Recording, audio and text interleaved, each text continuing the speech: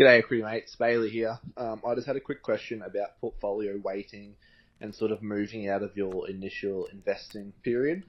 So initially, I purchased an S&P 500 and then the A200 ETF. My plan was to invest in those long term and then start to explore some individual shares.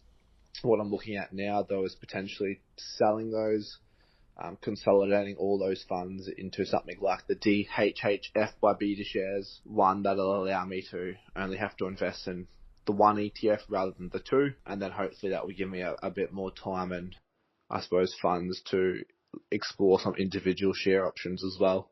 Just wanted to get your thoughts around consolidating in that sort of manner, if there's anything that I should be mindful of when doing so. And yeah, thanks guys. Cheers. Nice. Love it. Thanks for the question, Bailey. Keep them coming. equitymates.com/contact. You can leave a voice note just like Bailey did, and we'll make sure we get to it on the show. But Ren, this is a great question. One that often pops up. I think a lot of people start their investing journey and choose a number of ETFs. We certainly were in that position, and then get to a point where they might want to refine their strategy and get to this point where they're like, I've got a reasonable chunk in a couple. How do I navigate where to next? Because I feel like there's another strategy that I want to pursue. There's always another strategy. Yes. I think that's the starting point for me. There's always a shiny new thing. There's always another strategy. There's always someone that you'll hear who's doing things in a slightly different way. I think the starting point needs to be either of those strategies that you've got for your core portfolio, either a couple of ETFs that cover different countries, or just one globally diversified ETF. There's no bad decisions here. No. So let's start there. Yeah. Whatever you choose, Bailey, well done. Yes, you could certainly do the A200 and S&P 500 for 40 years and be a very happy investor. Yeah. Absolutely. So don't feel like that this is you're making if you don't make a decision, then you're making a bad choice. So let's go through each options. Why would you consolidate, and why would you stick to your strategy that you have?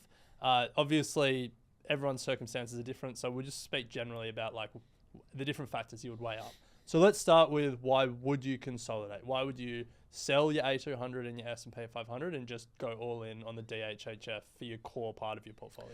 So I think the first thing, specifically consolidating into DHHF, is you're getting true global exposure. Yep. S&P 500, A200, you've got the US and the Australian markets, but this is just going to really give you global exposure to the major markets around the world. Yep. Secondly, you're reducing your brokerage costs. Yep. You've just got one brokerage cost and you're done. Yeah. So if you're dollar cost averaging into one ETF rather than two ETFs, and you're at it with a broker that charges you brokerage, you've halved your Yes. It's not going to be a massive cost, but it might be a big percentage if you're dollar cost averaging small amounts. Absolutely. So it could make a difference. So I think they're the reasons why you would consolidate. What about reasons why you would not consolidate and stick to that two ETF strategy? You lose a bit of control over how you set up your portfolio, particularly around your weightings. Yeah. So with DHHF, you need to look under the hood. You still are largely exposed to the US market, just given how the product is weighted.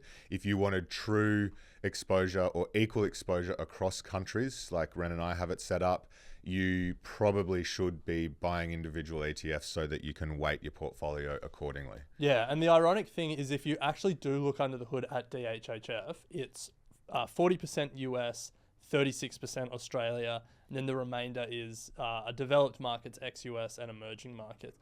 So either way, the majority of your wealth is going to be invested in the US and Australia. Yeah. So they're not actually as different as you might think they are. Just if you've joined us for the first time and have no idea what DHHF is, it's the Beta Shares Diversified High Growth. So I think that covers some of the factors that you would weigh. I think just generally, there's probably some things to consider either way that we should close with. So the first thing is, we said it earlier, worth saying again, that just be confident that there's no bad choices here. Either setup is a great setup for your core portfolio, and then you can invest around that, confident that you've got your core ticking away. Yeah.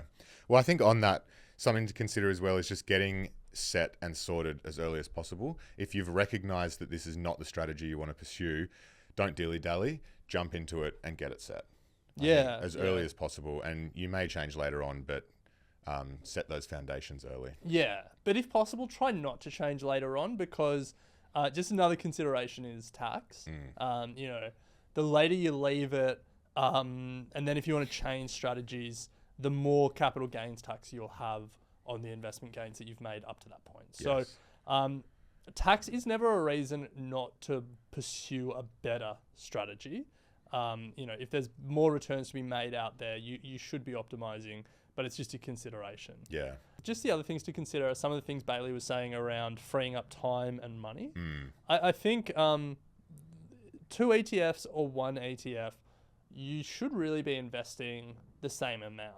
You should have a plan where it's, I'm going to take this much from every pay and invest it into my core, and then maybe put a little bit more aside from each pay for satellite investments, individual stocks, whatever it is.